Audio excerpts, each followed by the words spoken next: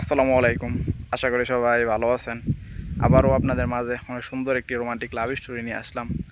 আজকের লাভ স্টোরিটি হলো আজকের লাভ স্টোরিটা হলো এক্সাম দিতে গিয়ে প্রেম। তো আপনারা তো বুঝতে পারছেন আজকে লাভ স্টোরিটা কতটা সুন্দর হতে চলতেছে। তো আমি একটি চাকরির পরীক্ষা দিতে যাই।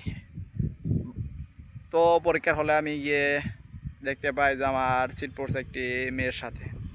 তো আমি লিখতেছিলাম আমার মন মতো। তো মেয়েটি আমাকে বারবার ডিস্টার্ব করতেছিল তাকে দেখানোর জন্য। তো মেয়েটি দেখতে শুনে অনেক সুন্দর ছিল। তো তারপরে আমি তার তার এত সুন্দর করে সে বলতেছে আমি না করতে পারি নাই।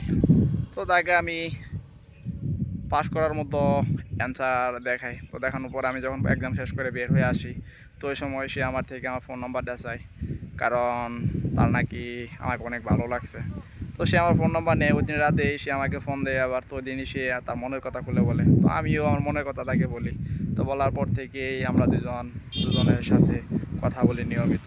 তো আমরা কেউ কারোর সাথে কথা না বলে একদিনও থাকতে পারতাম না। তো এরকমভাবে আমরা দুজনে চাকরি পরীক্ষায় উত্তীর্ণ হয়ে আমরা দুজনেই ভালো একটা রেজাল্ট করি। তো একই কোম্পানিতে আমরা চাকরি করি।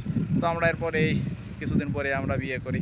পরিবারের সবার সাথে কথা বলে ও বিয়ে করে তাকে আমার বাড়িতে বউ করে আনি। তো আপনারা এতক্ষণ বন্ধু যারা আমার লাভ স্টোরি শুনলেন, তাদেরকে অসংখ্য ধন্যবাদ।